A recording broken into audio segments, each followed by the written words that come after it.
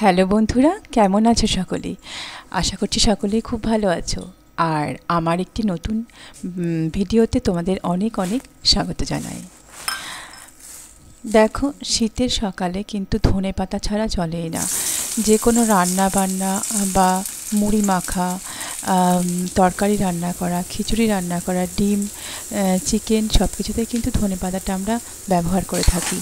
তো আজকে কিছু দিনকার ধনেপাতা ছিল ফ্রিজের মধ্যে, তো আমি ভাবলাম যে ধনেপাতাগুলোকে একবারেই বেছে নিয়ে সমস্তগুলোকে নিয়ে নেব আর প্যাকেটটা ফেলে দেবো। তো হচ্ছে আজকে কিছুটা কলাইও ভেজানো হয়েছিল, নতুন কলাই, মানে রাত্রে রান্নার করার জন্য। তো রাত্রে রান্না করার জন্য ভাবলাম কলাইটাকে ভিজিয়ে দেওয়া হয়েছিল কালকে, তো সেটাকে তড়কা বানিয়ে রাখি, কারণ এই শীতের মধ্যে না তড়কা রুটি খেতে কিন্তু খুব ভালো লাগে।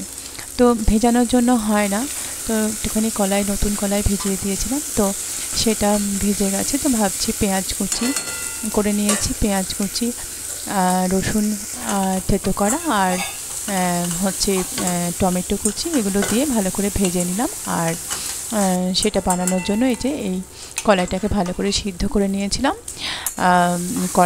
প্রেসার কুকারে প্রায় 8-9টা মতো সিটি দিয়েছিলাম। তো দেখো কি সুন্দর কলাইটা গলে গেছে। তো এই কলাইটা দিয়ে, আর দেখতে কিন্তু কালো কালো হয়েছে। এত কালো রং হলে কিন্তু আমার একদম ভালো লাগে না, কেন জানি না। সবুজ সবুজ কলাইগুলো ছিল, এত কালো কেন হয়ে গেল।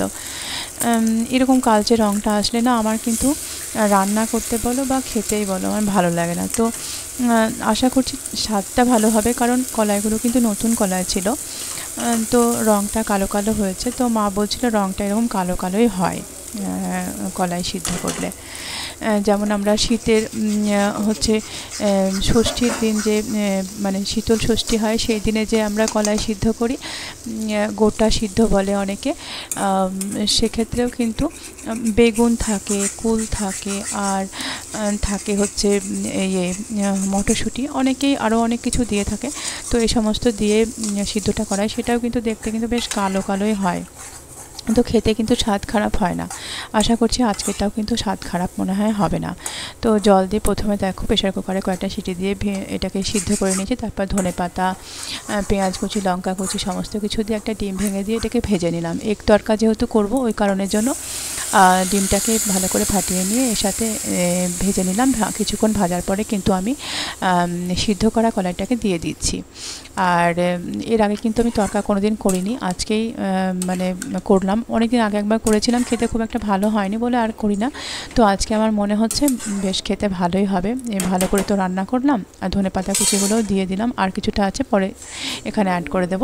আর পরিমাণ মতো লবণ মিষ্টি এখানে অ্যাড করেছি। আর দিয়ে দেবো একটুখানি হচ্ছে সানরাইজের তড়কা মশলা।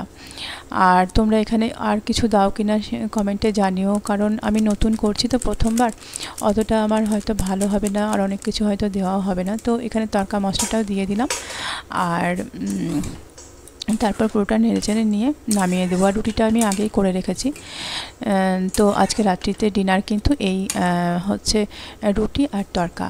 আর তার সাথে তো তড়কার সাথে তো পেঁয়াজ কাঁচা লঙ্কা ছাড়া একদমই চলে না। তো এবারে আমি ধনেপাতাগুলো দিয়ে দিলাম। তো আমার রান্নাটা প্রায় কমপ্লিট হয়ে গেল। তো হচ্ছে আর একবার ভালো করে নেড়ে দিলাম। নাড়ার পর আমি এবারে এটাকে নামিয়ে দেব।